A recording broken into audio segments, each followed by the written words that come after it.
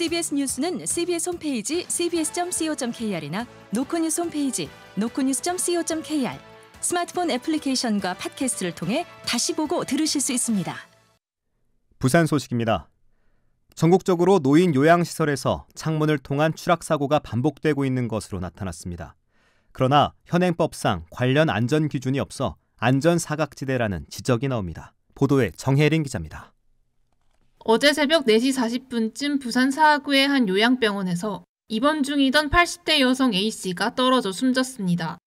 A씨는 창문으로 추락한 것으로 확인됐는데 해당 병원 창문에는 추락을 막기 위한 별도의 안전시설이 없었습니다. 지난달 14일에도 부산 진구의 한 요양병원에서 80대 치매 환자가 11층 화장실 창문으로 추락해 숨지기도 했습니다. 2022년에는 부산 서구의 한 요양병원에서 70대 환자가 5층 창문에서 떨어져 숨지는 등 부산 지역 요양시설 내 노인 추락 사고는 반복되고 있습니다.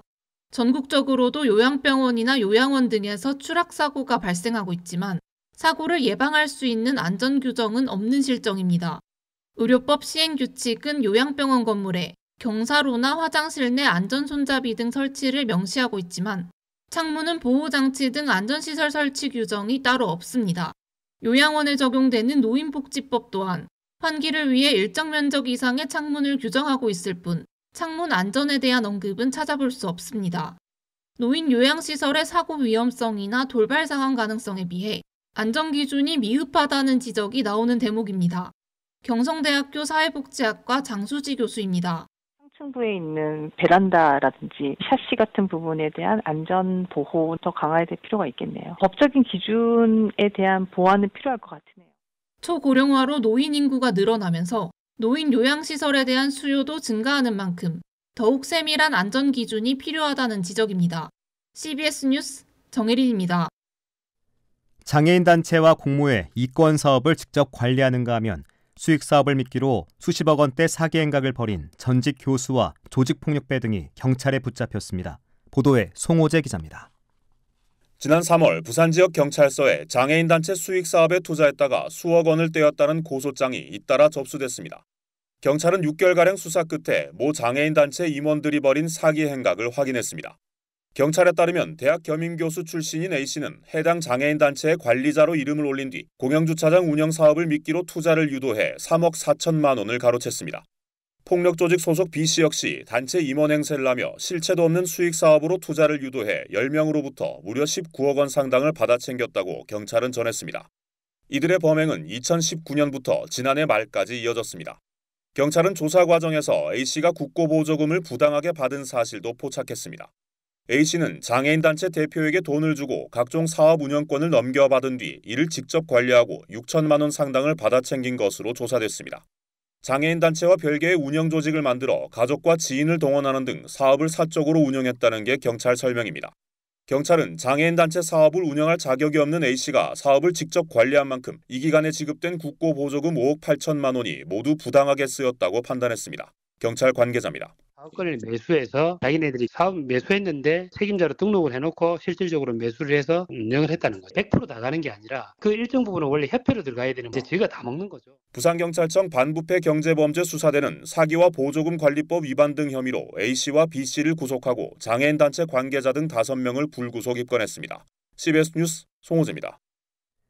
부산경찰청은 기장군에 있는 동남권 원자력 의학원 직원이 뇌물을 받았다는 의혹이 제기돼 지난달 말 병원을 압수수색하는 등 수사를 벌이고 있습니다.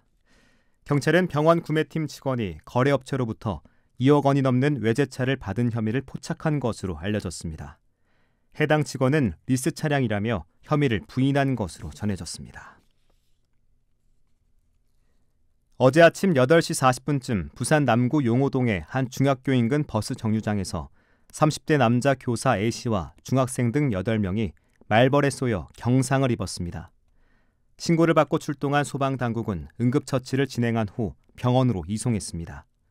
소방당국은 더운 여름철 말벌의 활동이 왕성해지는 만큼 벌집을 발견하면 신속하게 현장을 벗어나야 한다며 주의를 당부했습니다.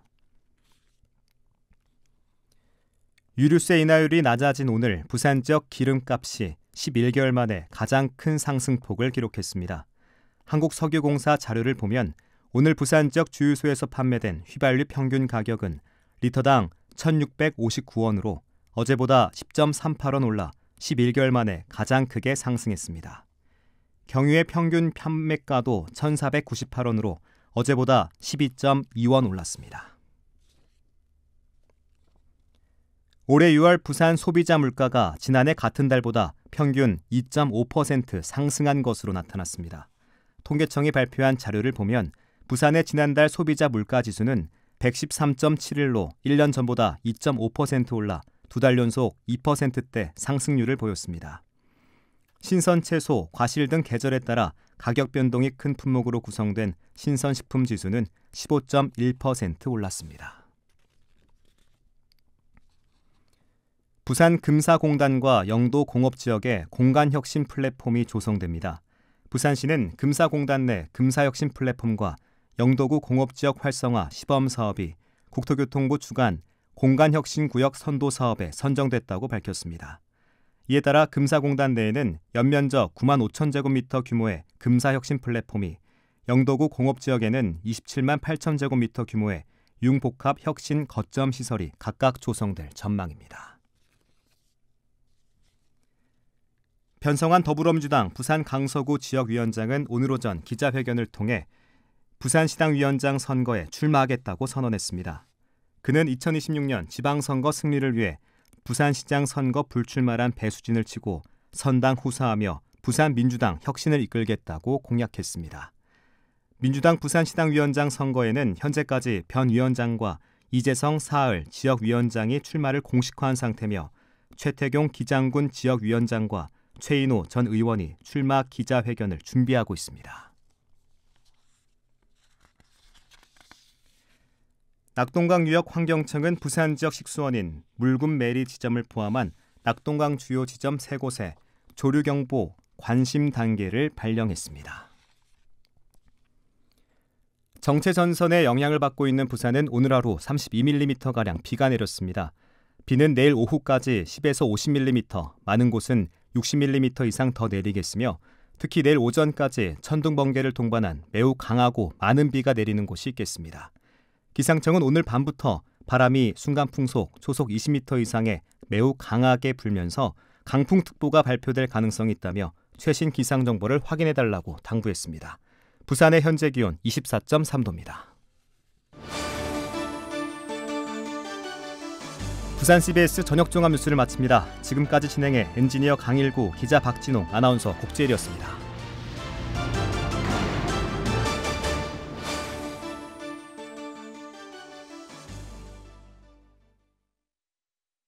CBS